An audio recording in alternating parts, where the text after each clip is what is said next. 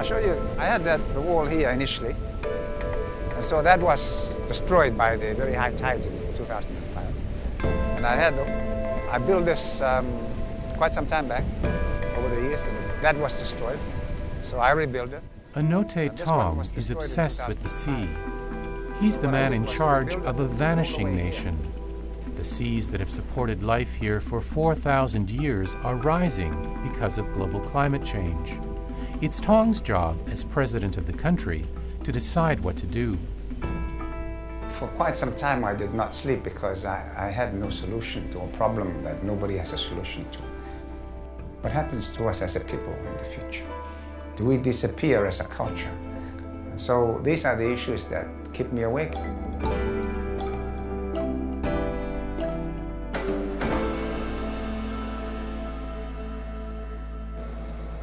Tong must decide the fate of his people. Should they stay and fight or evacuate their island home? Tong's nation is called Kiribati, 33 atoll islands stretching across the Pacific Ocean, 7 hours flight from Australia, 10 hours from the United States. Strips of land on the edge of the world so low that from the water they seem to vanish. In Kiribati, it's very hard to see the next island. 10 kilometers out or even 15 kilometers out, you can no longer see land. So how we located is we use the reflection from the clouds. So that's how we navigate. Over there is Mayana, the next most immediate, which is my island. So that's where I go fishing when I go trolling. At his home on the island of Tarawa, the country's capital, Tong admits he has little time to fish these days. Since elected president in 2003, he spent much of his time sounding the alarm that his country is disappearing. Already we have whole villages being washed out.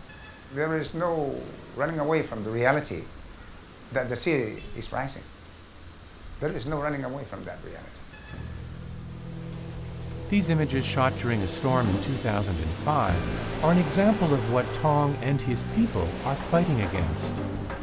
As greenhouse gases warm the planet, water expands, waves grow stronger, and seas rise higher, as much as 2 meters by the end of the century, says one study from the University of Colorado. For the country's 108,000 residents who live on narrow strips of land just 2 meters above sea level, it's a trend that spells disaster. We had one single large island. I think it might be possible to put seawalls around it, but it's virtually an impossibility given the geography, structure, and the scatteredness of our islands. And so where does that leave us? We have to face the reality of it. And the reality seems to be that we have to relocate. The question is, how do we relocate? In 2008, Tong took his dilemma to the United Nations. Mr. President, on climate change, while the international community continues to point fingers at each other regarding responsibility for and leadership on this issue, our people continue to experience the impact of climate change and sea level rise. Here we were confronted with a number of countries wanting to achieve more economic growth and arguing the case that, of course, they must not be tied down to these stringent obligations. To me, it's offensive, it's insulting, because it's so insensitive about the fate of a people. The people of Kiribati arrived on these islands 4,000 years ago, one of the last stops in humanity's migration out of Africa. The islands they settled stretched over an expanse of ocean the size of India. It's here at the southern tip that fishermen like 23-year-old Rabita Yobate feel the threat of global climate change most. Rabita says seawater has begun seeping into the water table, giving the well water his mother draws each day a salty taste. The frequency and size of his catch has also become less predictable. And then there's his 83-year-old father, Yobate. He's declared war against the rising tide, building a seawall and then standing guard over it each evening. The temperatures are getting hotter, and there's a change in the level of the sea. It's getting higher. These changes are affecting the food we grow. Before, our coconuts were big, but now they're as small as our fists. Coconuts are among Kiribati's chief exports. With fewer to sell, many like Robita are finding it harder to earn a living. Even so, Tong resists the idea of moving people off the islands en masse, creating a nation of climate change refugees. This is the last thing that I want to put forward as an option for our people, because having lost our homeland, having lost our cultural identity, I don't think we want to lose our dignity. Tong needs to address immediate problems being created by climate change, like poverty and shrinking food supplies.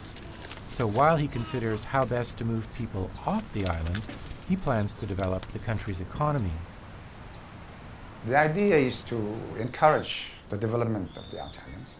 There are people with more time to do it. We just need to be able to provide them with the opportunity, the skill, and whatever equipment they need. But convincing development organizations to invest in a country that won't be around in 50 years is not easy. For the first time, the UN agency specializing in agricultural development, IFAD, sends a team to assess the situation on Kiribati's most remote southern island, Atoll. We would like to understand some of the challenges that you face with the environment. And is there any change that people have noticed in weather, in the sea? Over the last few years, we've seen extreme changes in the environment. There has been a lot of damage to trees. Wells are salty. There is erosion along the coastline. And because we've had such little rain over the last few years, our crops are dying. And there is no fruit on the trees.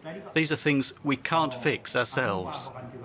If we think of what the President of the country is saying, that the whole survival of the islands over the next 50 years is in question.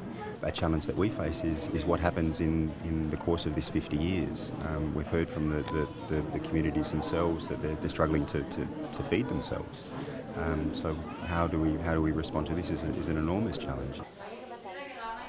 Hartman's group helps islanders develop a plan, one that tackles some of their most immediate problems, like the salination of drinking water, but also breaks new ground for those living on the front lines of climate change.